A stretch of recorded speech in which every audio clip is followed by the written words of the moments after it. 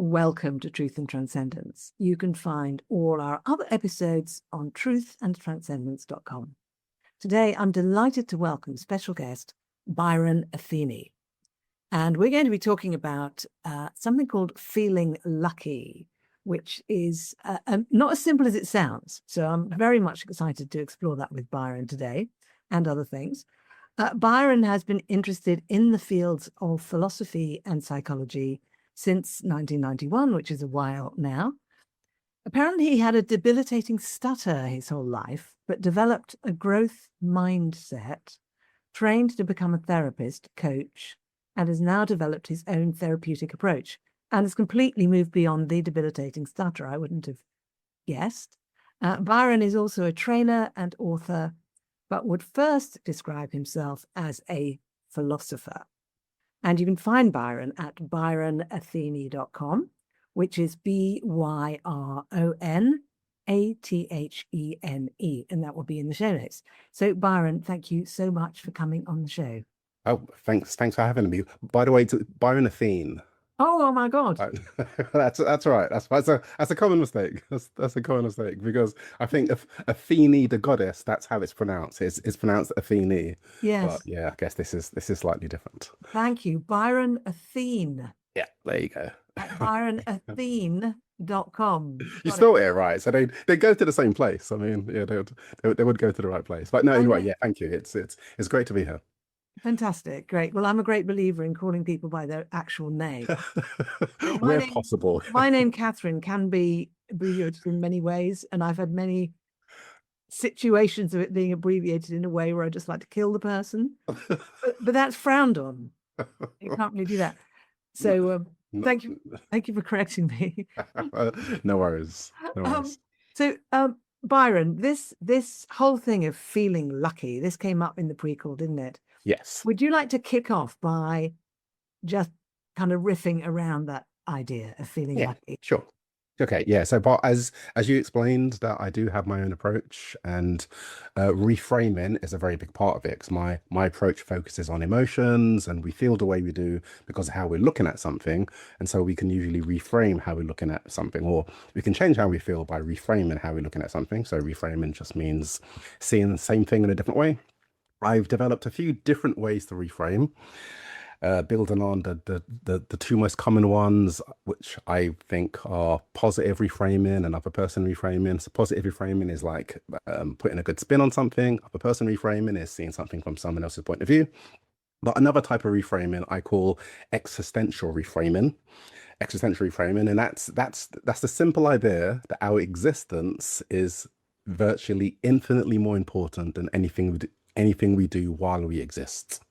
So if you're encountering a problem, the fact that you're there to have that problem is more important than any problem that you have. And I do understand sometimes things seem so problematic, you're probably not going to be in the headspace to realize that because you're too busy kind of trying to survive, trying to deal with it as best you can. What maybe deal with it in the best way that you can, but maybe in retrospect, you might be able to reframe and realize that that problem was possibly the best thing that could have possibly happened to you. I've been able to reframe things that I used to think was the worst thing and realize that worst thing was actually the best thing because of the very positive things that stem from it. So existential reframing. So I usually describe this to my clients by just talking about the really low probability of being born.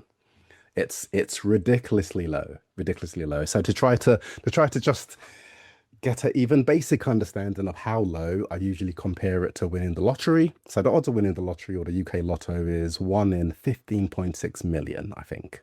1 in 15.6 million, which is ridiculously low. If you were 20 and there were 5 jackpot draws a day, you bought 20 tickets to each and played every day until you were 80, there's still a strong chance you're not going to win because 1 in 15.6 million is ridiculously low. The odds of being born are almost infinitely lower, and this is why. So let's just consider the sperm side of the equation for now. So the sperm side, let's Hold on, we're already on to sex, and we've only been talking for 8 minutes. not even talking about sex. So we could be talking about IVF. It's the Oh, same. It's the same probability. Same probability. same probability. Okay. All right.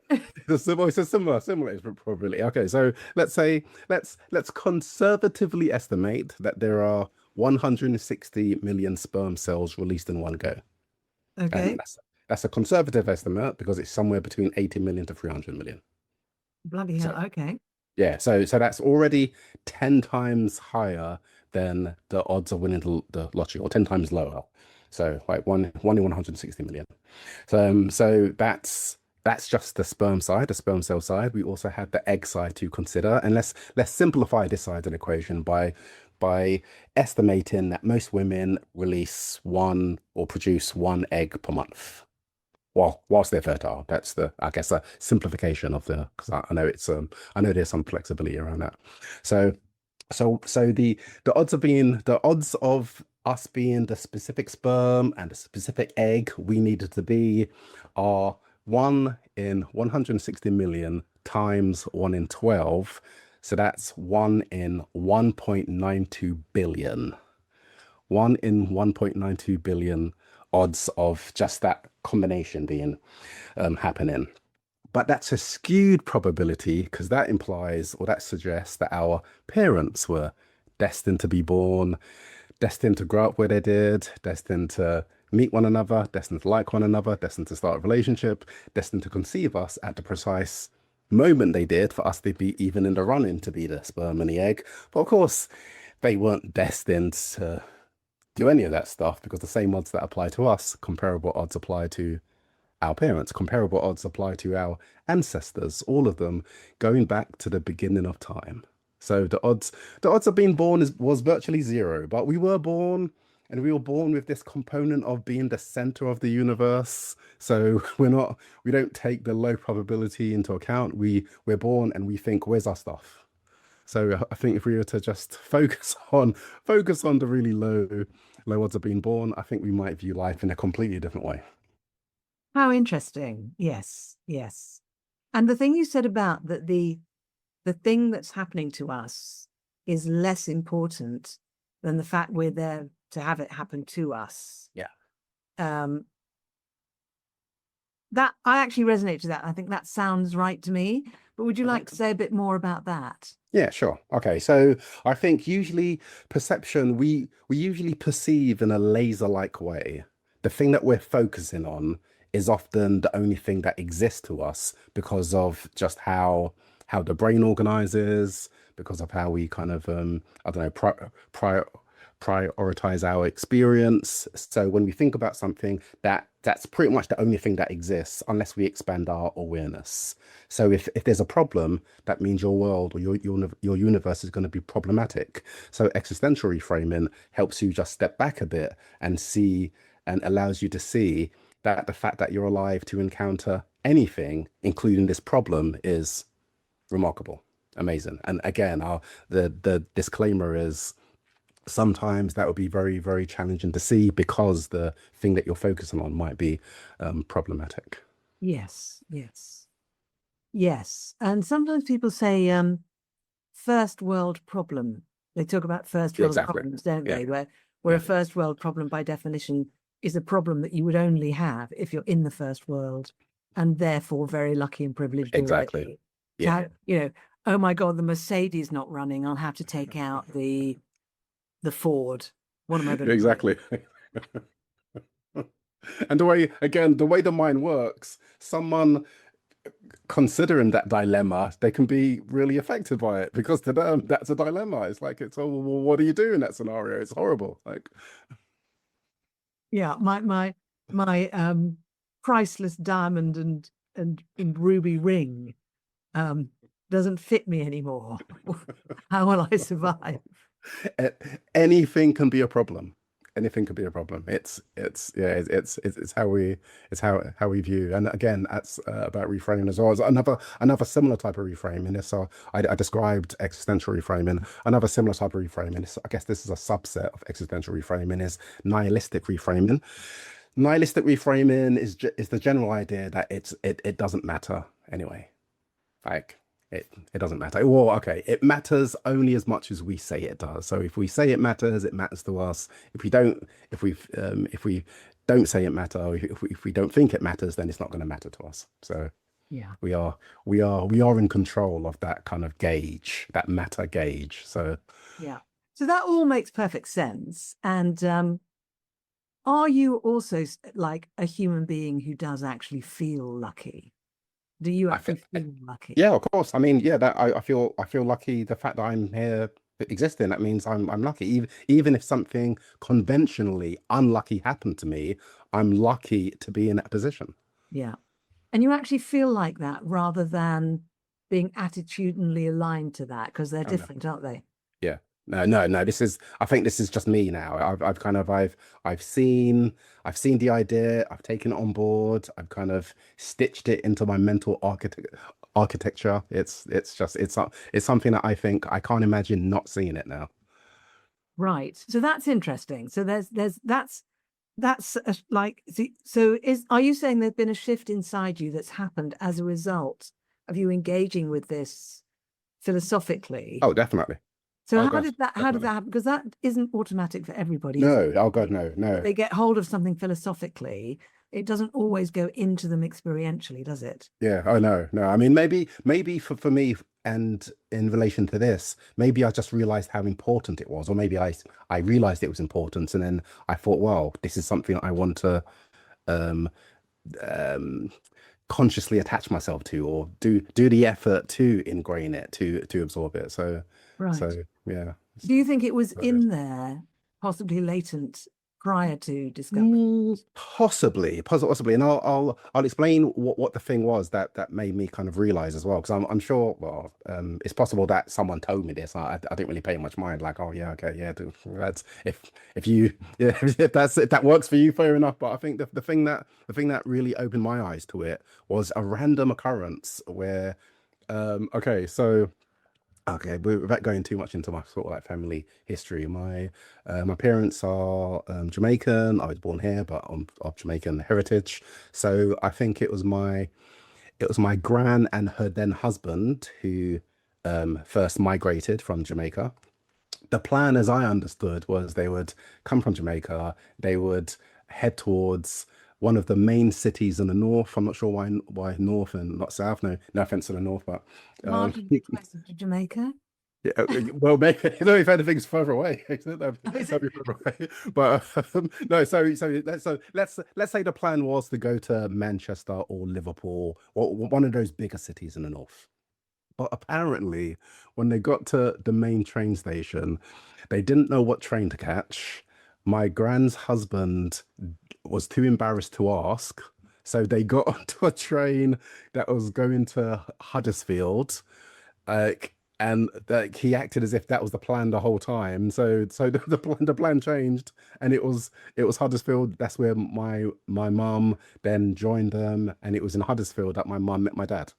So if it wasn't for my grand's husband's pride, I wouldn't exist. And so I thought, oh, hold on. And I think some people do acknowledge the sliding door effect for big decisions, but I think that was the first thing that opened my eyes to it. But I think that it relates to small decisions as well, like any small changes, because I think if there was anything different in my parents' lives before they met, there's a chance that they wouldn't have met. If there was anything different in their lives after they met, but before they conceived, it probably wouldn't have been me that made it to the egg. It would have been, I don't know, the next sperm along or the next sperm. So, yeah, I think, like I said, this is one of the things I'm still getting my, trying to wrap my head around. If if there was anything different in the world, before I was conceived, I don't think I would have been conceived. And I think that applies to everyone. But again, we don't really appreciate that maybe because against all the odds, we were conceived, and so now we can't. I guess most people would find it hard to see life in any other way. That's it's such a huge idea, really, isn't it? I'm just thinking about it now and thinking, oh, yeah, obviously my parents haven't got together. And I mean, then when I think about it, then I think, but they were a bit of an unlikely couple. And I think a lot of people think that with their parents, a bit of an unlikely couple. And then, yeah, but it gave rise to me. So make sense of that. You said you're trying to get your head round it. What do Yeah. you mean by that? I mean, it's like it's crazy. I mean, getting your head around the one in 1.92 million billion odds is enough, but then compound that over generations and generations, going back to the beginning of time. That's a massive that yeah, I've got like an abstract idea, but yeah, it's almost like trying to get your head around infinity. It's just impossible maybe because it's infinity. It's just there's always more. So Yeah. it's yeah, So how that's does the whole this thing. then make a difference to, does that then, because some people might think, oh, well, that therefore um, it was just my bad luck to be born in this body in this time or something, whereas you seem to be taking it more as, well, that was really good luck because I'm actually Yeah, here. yeah. What's the difference? Can you make some sense of that? Sure. Okay. Well, see, I wouldn't consider it bad luck, because of what being alive means and because of what we are, like the power the brain has, the power the like just power and strength the body has. It's like neutrally, that's a really good thing. But because we can hijack the system with thoughts, and those thoughts might have negative emotions attached to them, someone might think, oh, okay, well then that's a bad situation because of the bad thoughts or the bad emotion attached to it. But I do have a theory about why we have negative emotions in the first place anyway. So that kind of overturns the whole idea that life can be bad. I don't think life can be bad, but we can have negative emotions in response to things that we don't like. Yeah. But yeah, I think if we appreciate the truth around that, it might be really difficult to see life as bad because we would have seen through the illusion of bad. So what is your theory about why we have negative emotions? Okay, I call it the Genie Lamp hypothesis. Genie, Genie Lamp hypothesis. Okay, so all right. Well, okay, sorry, Catherine. Before I explain that, let's talk about other reasons that people have tried to use to explain why we have negative emotions. There are three common ones. So I'll try to disprove the three common ones, then I'll explain the Genie Lamp hypothesis. And the All right, truth, okay, so the first yes. so the first hypothesis is the contrast hypothesis. So the contrast hypothesis is this. Lots of people believe that we have negative emotions only because if we didn't, the positive emotions wouldn't feel as good. So it's the contrast between the good and the bad that make the good feel better. Yes, And that one. yeah, and I don't think that's true. I think people think that because of something called the contrast effect, where viewing two things together changes your perception of them. I think most optical illusions are they work because of some sort of manipulation of the contrast effect. So yeah, you don't need to feel cold to appreciate the warmth. You can just appreciate the warmth. You don't need not nice food to appreciate nice food. You can just like nice food. So it's the same with good and bad emotions. It's like Yeah. it's okay. So the second theory, it sounds more sensible, but it's more easily disprovable. So the second theory is the function theory or the function hypothesis, and that is we have negative emotions only because in certain situations, they serve us better than our positive emotions. So in some scenarios, it would be more beneficial for you to feel bad rather than feeling good. People use this in terms of, well, anger. Anger can be useful. Anger's prompted by you perceiving a sense of injustice or someone doing something you don't like. So if someone's doing something you don't like and you respond with anger, the person might stop. So in that case, anger was useful. But in other scenarios, or even with that same person at another time, they do something you don't like, you respond with anger, they could respond with more anger. So you haven't made a situation better, you've made it, you've escalated it, or you've helped it escalate. So yeah, so anger isn't more useful than remaining calm. So I think this theory can be generally disproved considering all of our negative emotions impact our ability to think clearly. And surely thinking clearly is going to benefit you more than not thinking clearly in any situation. I think. So I used to think this theory was true for one emotion in one specific circumstance. I thought it was true for the emotion of fear in the circumstance of your life being in danger. If your life's in danger and you're frightened, you'll probably, excuse me, you'll probably access adrenaline, and you could use that adrenaline to run faster or fight harder. But I've researched this now, and I've since learned that even in that scenario, your fear isn't helping you because the flight or freeze response kicks in before the emotion response, which means you act before you think and feel, which makes sense because if you're in danger, you shouldn't be thinking, because then you might think your way into more danger. So even in that scenario, your fear is not helping you.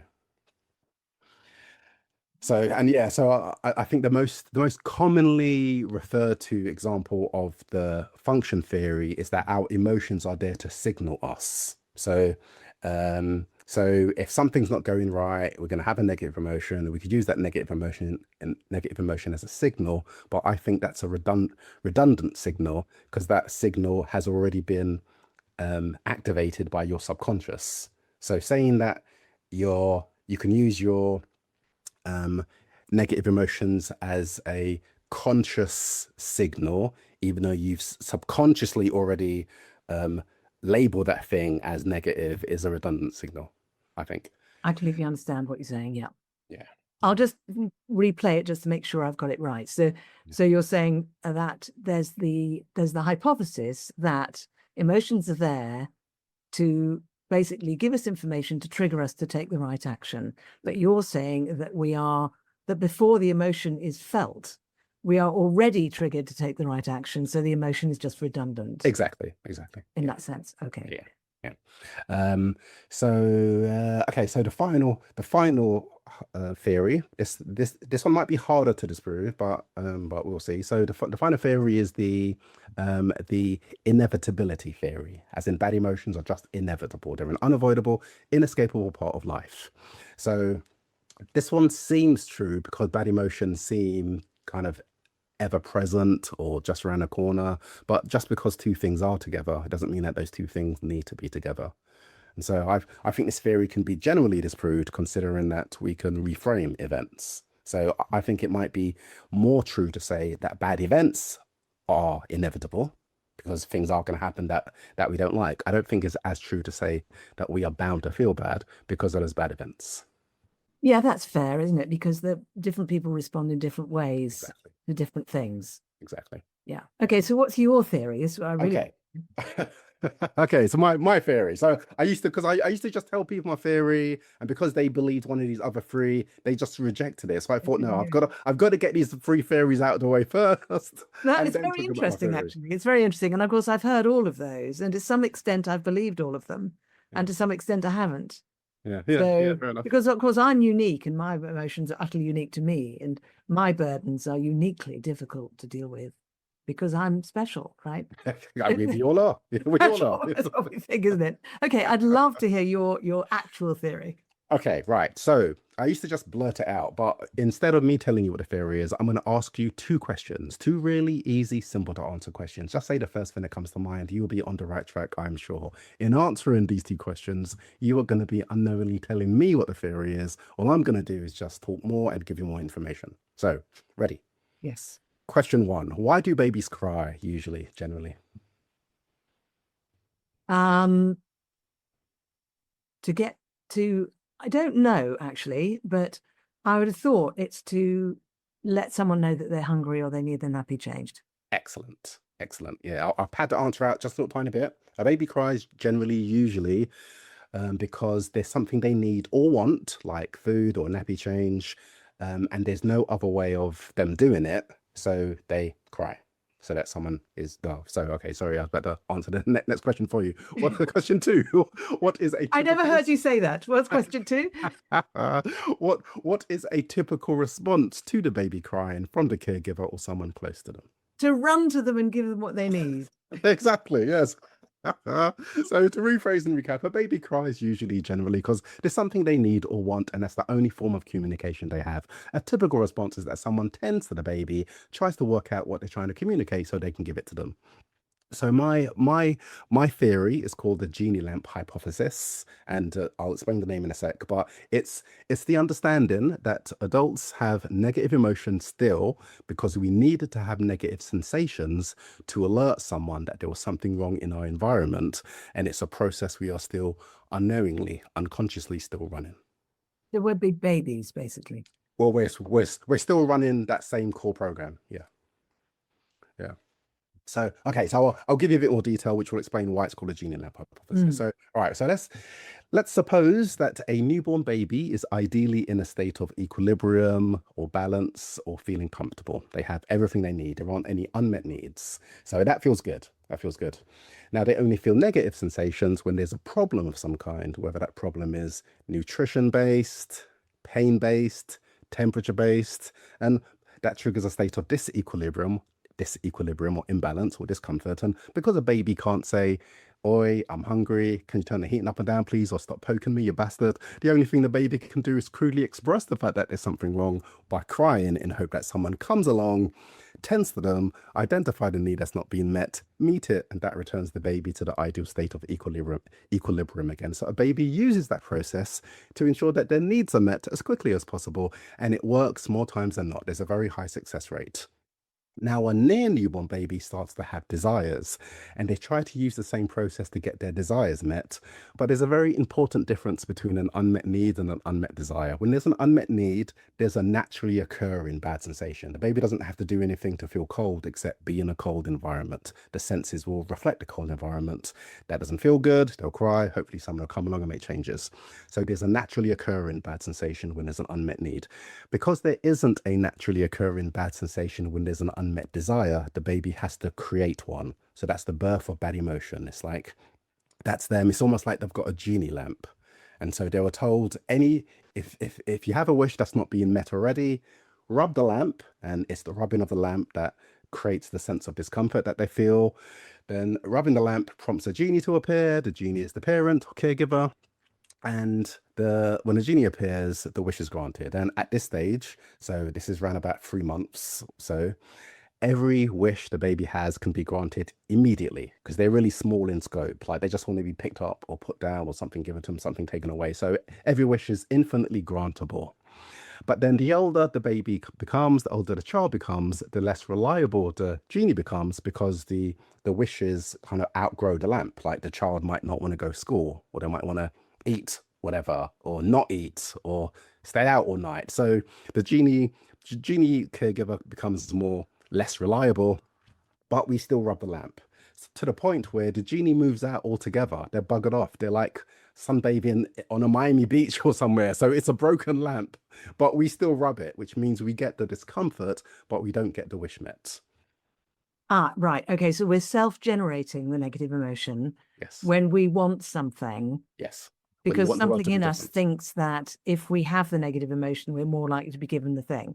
Exactly. So, Yeah. as someone in one of my workshops the other day referred to, we are then being a whiny git. Pretty much.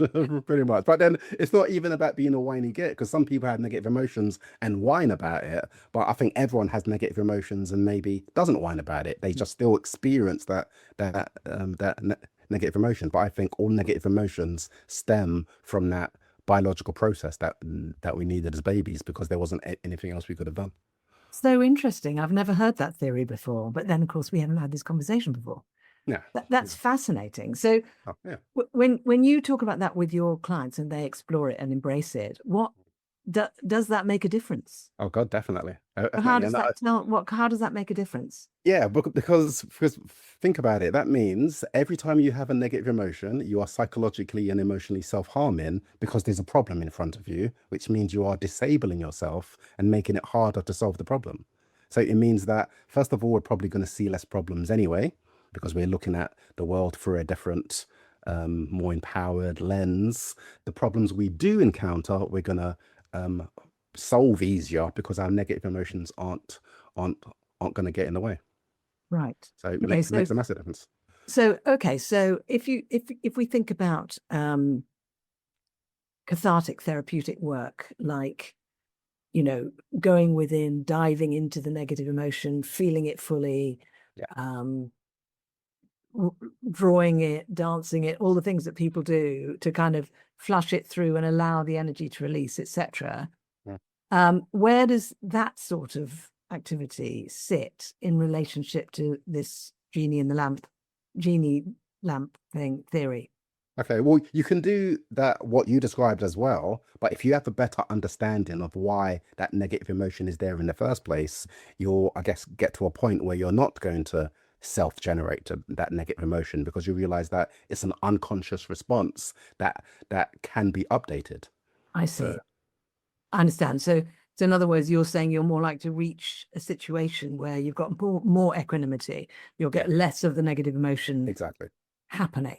exactly. Yeah. Great. Yeah, no, it is great. I mean, so not all of my clients accept it, and I do get it, but I think the way I describe it now seems to work more because when I first spoke to people about it, I had like a 0% success rate because, like I said, I just tried to sort of show them the hypothesis, and it just didn't kind of gel with what they knew already. So I thought, okay, well then I've got to tweak my plan. Right, okay, let's disprove what they're currently believing, or let's show how what they're currently disproving may not be the truth. So that leaves a space of potential other truth sort of thing. So then my acceptance rate went up to about maybe just shot up to like 60%, but still there was that 40% that you thought, nah, surely not, surely not. So then I just tweaked the approach, and now I usually disprove the top three theories, explain what the Genie Lamp hypothesis is, um, go it, go into more detail, and ask the person to think about it in the way that I help them disprove. I've never shown this to someone as if I'm the expert and I want them to just take my word for it. I want people to try to disprove it. And so I say to them, you can disprove this. Well, okay, sorry. Bearing in mind, I'm saying that we feel negative emotions as part of a now obsolete problem solving mechanic. If you can think back to a time where you had a negative emotion and you didn't think there was a problem of some kind, that could start to disprove this theory. And most clients then see, oh right, okay, yeah, every single time there's a negative emotion, there's the perception of a problem of some kind. And some people say, oh, actually, no, sometimes you just feel bad. You might be in a low mood. And that's when I say, well, that is a common objection. A common objection is, well, what about when you feel bad about nothing? I think it's highly unlikely that someone can feel bad about nothing. It's much more likely that every time someone feels bad, there's always something, there's always a trigger, but sometimes that trigger is just outside of our awareness. So you would just need to explore and identify what it is. Yeah. And so it sounds like you're using quite a lot of how can I put it? Swimming in the philosophical mode with your clients, where you're sort of inviting them to engage with these things using the part of the mind that can think philosophically. Is that right? I wouldn't even say philosophically. Maybe it might sound philosophical because yeah, we tend to not think about this. But I think this should be part of the everyday conversation. It should be conventional, just common sense. I think, but it might sound philosophical because we are talking about the mind, we are talking about psychology and stuff. But I wouldn't really necessarily peg it as a philosophical conversation. I just call it a kind of I don't know.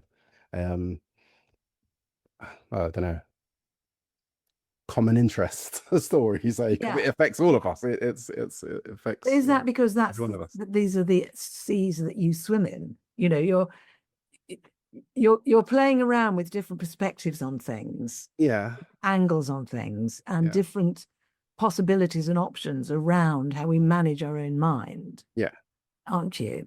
yeah, yeah, yeah. No, no. I think I know what you mean, and I think it's a shame that maybe then we don't have more philosophical conversations more often because they. I 100% agree. I mean, Yeah. as someone who from the age of 6 was having philosophical conversations with my father, Okay, and age of we six. would Wow. we would turn around to him and go, "I'm 6," and he'd say, "And?" He thought that was normal. Okay, but I'm with you in the sense that it's normal to do this, and um, I've had times, at parties and things, my brother and I just chatting, and people are Mm. there's this widening circle of very quiet people listening, going, "What on earth are you talking about?" But that's because we're used to it. But I think a lot of people I don't think a lot of people would necessarily apply that kind of energy or mode of exploration to the world of dealing with negative emotions, for example, or dealing with problems or mental issues and things like that. Yeah, So I'm intrigued by how you're bringing it to bear yeah, with that application, yeah, yeah, which, you know what I mean? That's yeah. what I'm trying to kind of point Yeah, out. no, and it's true because sometimes people say, okay, well then, even if that's true, h- h- how does that how does that relate to my situation? How can I benefit from that? Well, first of all, if this is true, that means you are emotionally and psychologically self-harming every time you encounter a problem. So that would be countless times a day. So if you absorb that, if you kind of took this on board, you wouldn't necessarily psychologically or emotionally self-harm. You would approach that a problem with a more resourceful, um, I don't know, open mind. Like you'd be more conducive to problem solve, so you would solve the problem easier. Anyway, Yeah.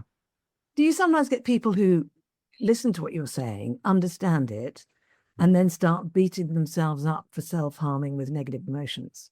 sometimes because it's like because I'm pretty much saying, well, it's our internal unconscious choice to feel bad, and so sometimes um um or a lot of the time a client will hear that and like take it on board and just generally feel better in a way. But a common trap has been this idea is just another thing to feel bad about, because then someone could say, okay, well, I know I shouldn't be feeling bad about it, but I am, so then they start feeling bad about that. But as if the theory is true, as absurd as it actually is to feel bad about something, it's even more absurd to feel bad about feeling bad. So if you can catch yourself in that cycle, then hopefully you'll be able to sort of laugh at the ridiculousness of the whole thing.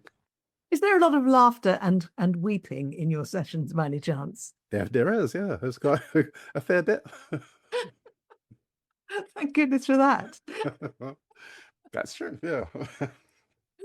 I do. I guess I do try to use humor in my sessions. We're You've we're, got, we're appropriate, of course. yeah, of course. Well, fascinating, absolutely fascinating.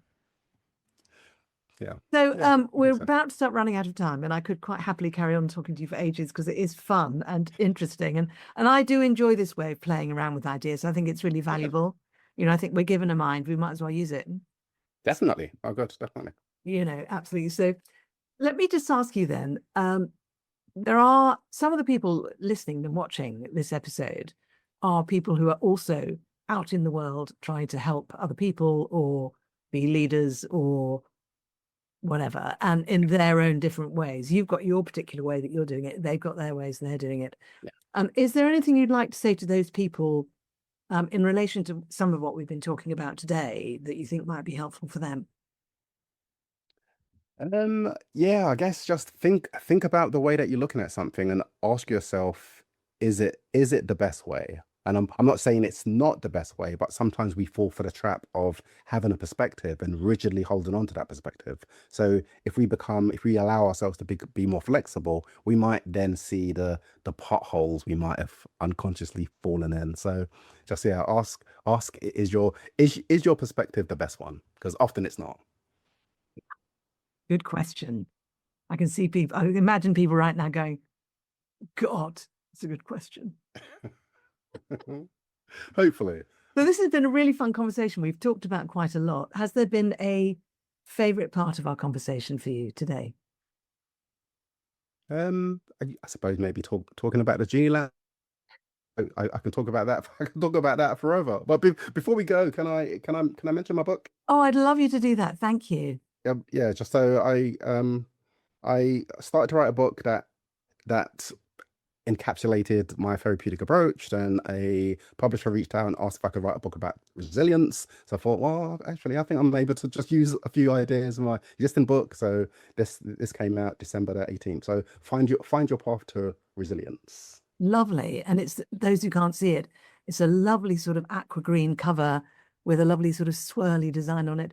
Powerful Techniques to Build Emotional Strength by Byron Athene. And if you send me the link for that, I'll put it in the show notes, Oh, Byron. thank you. Oh, thanks. And if people want to buy it, they can actually go ahead. Excellent. Excellent. Well, congratulations writing a book, because that's Thank no you. small thing. Thanks. You know, and actually managing to write one that says what you want to say, whilst also being accepted by the publisher. That in and of itself is a triumph. I guess. So, but sorry, Catherine, what's your favorite part of the the show? Thank you for asking. I think the part where you accidentally answered question 2 that you were about to ask me. But we carried on nevertheless, because we're British. Exactly. That's what we do. That was great. Good stuff. Love it. I do love your sort of combination of what I call the philosophical and what you call just normal having a chat, with the sort of the lightness and the fun aspect, because God knows we need both, don't we? Yeah. So it's possible to get overly serious. The thing about somebody starting to beat themselves up about the fact that they create their own negative emotions is something, I mentioned that because that's something I might be prone to. You know, I so many times understand something and think, oh my God. And then you realize you're wallowing in your own self-created loop. Which is easily done. Very, very, very easily done. You know, that you have to kind of pull out of. So thank you so much for coming on. Oh, you're welcome. And, you know, my best to you and your clients. It sounds like it's a lot of fun. Might have to manufacture a problem to come down and have a session. So let me remind everyone where to find you, which is byronathene.com, which is BYRONATHENE.